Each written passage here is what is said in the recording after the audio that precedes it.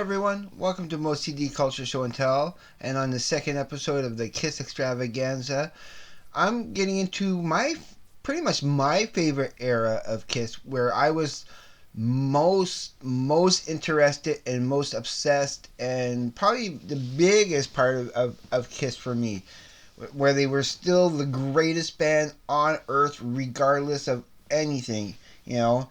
And that second part starts with Destroyer, because come on, when this came out after Kiss Alive and those first three albums, this was such a welcome departure, but yet the same sound, and I was hooked. I loved this album. I mean, it starts off with Detroit Rock City, King of the Nighttime World, God of Thunder, Great Expectations, Flaming Youth, Sweet Pain, probably my favorite song on the album, I think. Sweet Pain. I really love that. I love God of Thunder too. That is fantastic. Shout It Out Loud. Beth. Now, say what you will about that. That was the track that got them popular. It was sort of a downturn for me. I was like, whatever, it was unexpected. And when I found out, it was pretty early on when I was like, that's Peter Criss. And some of the songs that were sung by Peter Criss in even some of the previous albums, I didn't realize it was Peter Criss. I didn't know Hard Luck Woman was Peter Criss singing that. For example, that kind of blew my mind at the time.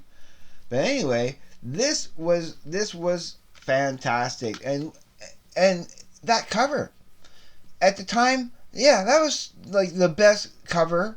The previous covers were great, but this cover here is where they started getting fantastical, getting into some amazing stuff. I love that cover. It's such a classic cover.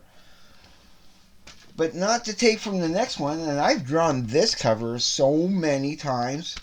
I even did it with some neon, and that's Rock and Roll Over, which is another solid album.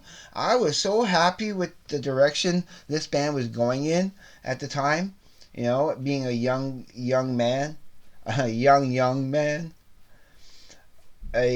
It starts off with I want you, take me, calling Dr. Love. They call me Dr. Love.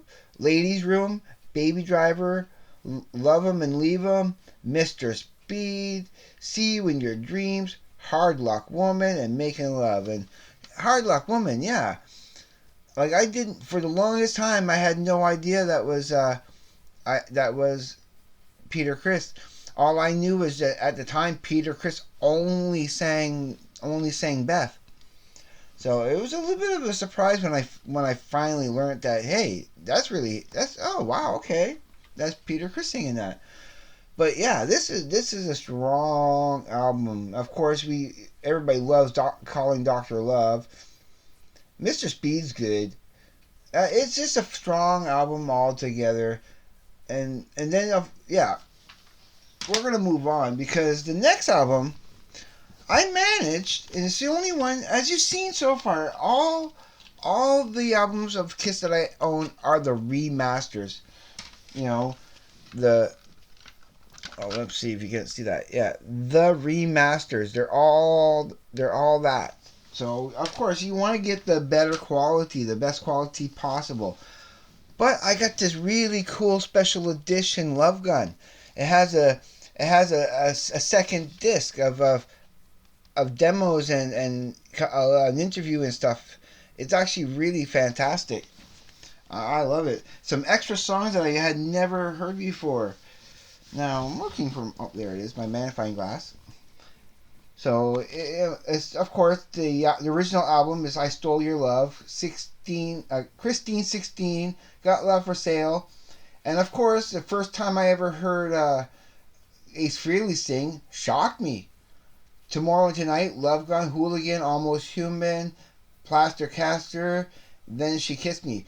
And when you realize That's Ace Frehley singing, and I have to admit, he's my favorite Kiss singer. As much as I love Gene and Paul, and they have some great tunes, I always loved Ace Frehley singing. And he didn't think he was a good singer, but his stuff was just so different and not and I don't know. There's such a little bit of a rawness to it that made it special. Like Ace Frehley was my favorite Kiss member. Like way back in the day, yeah, it was not Gene Simmons. It wasn't Paul Stanley. No, no. The main star for the whole the all of the 70s. From the moment I first heard of Kiss to the time they took off their makeup, Ace. Well, until Ace Frehley left Kiss, Ace Frehley was my favorite member, hands down. Love him. But then you get this bonus thing of demos, interviews, and live stuff. So you got Much Too Soon demo, Plaster Caster demo, Reputation demo, Love Gun teaching demo, Love Gun demo, Gene Simmons interview, Tomorrow and Tonight demo, I Know Who You Are demo, Love Gun live 1977, Christine 16 live 1977, and Shock Me live 1977. So I was happy to get this, and this was again another fantastic album. And I can tell you 100% that when you're a kid, when you're a little boy of 7, 8 years old, you don't know the sexual references. You actually have no idea how dirty this is. It never seemed dirty to me. You know, it was I didn't really, you don't realize how salacious. You think it's just about love. They're talking about love. I had no idea that Love Gun, he's talking about his penis. It never occurred to me as a kid. Not until way later as an adult. It was like, yeah, Love Gun's about his penis. Then it's funny. And how many people thought of this band as a joke way back in the day? But no, I was serious. They were like, nothing was better than Kiss.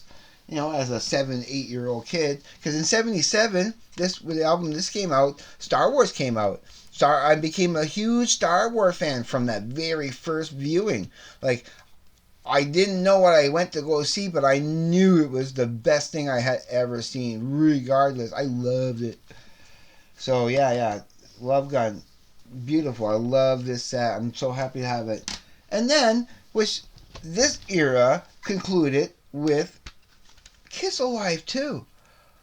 And I never realized as a kid also that when you listen to Kiss Alive 2, it's everything from the last 3 albums that I just presented, from Destroyer, Rock and Roll Over, and Love Gun.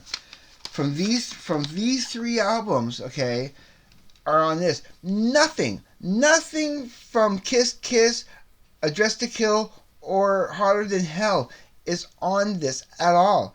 Every track is from, and it came in 2 discs, 2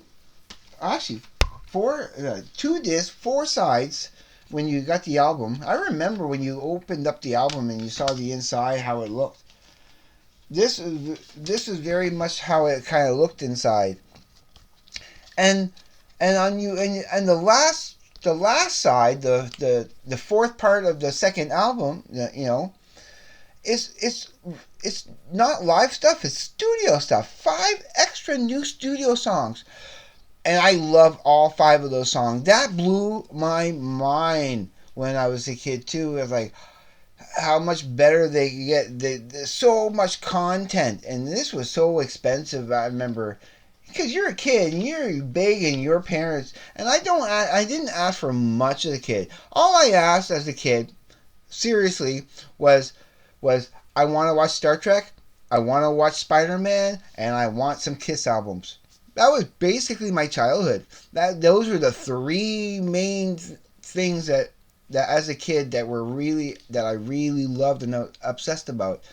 And depending on what day of the week it was, which one I was obsessed more with. But yeah, I love growing up as a kid in the '70s. I forgot, like, it's the entertainment from the '70s and especially the '80s. The '80s was like crazy for entertainment. But that concludes this episode of of Moe's CD Culture Show and Tell, of the second part of the Kiss. But yeah, just to reiterate, this part of the Kiss legacy that was so special and a great part of my life and influenced so much of my childhood at the time, because there was only a few albums in our house at the time. We had a few Kiss, we had the Bruce Hack, we had Meatloaf Bad Out of Hell, we had a couple of compilations that I can't really remember. We had a silly compilation album called Looney Tunes that had all these silly songs, mostly like by Ray Stevens, and it had Hello Mother, Hello Father. But we also had Cat Stevens, T for the Tillerman, that album, which I played a lot, and I will be getting to some of that eventually. But yeah, Kiss was the center of my universe for music at the time. Nothing was greater. So okay, I bid you farewell. Have a good day, evening, night, wherever you may be. Be safe, take care, and I'll see you on the flip side. Later, bye.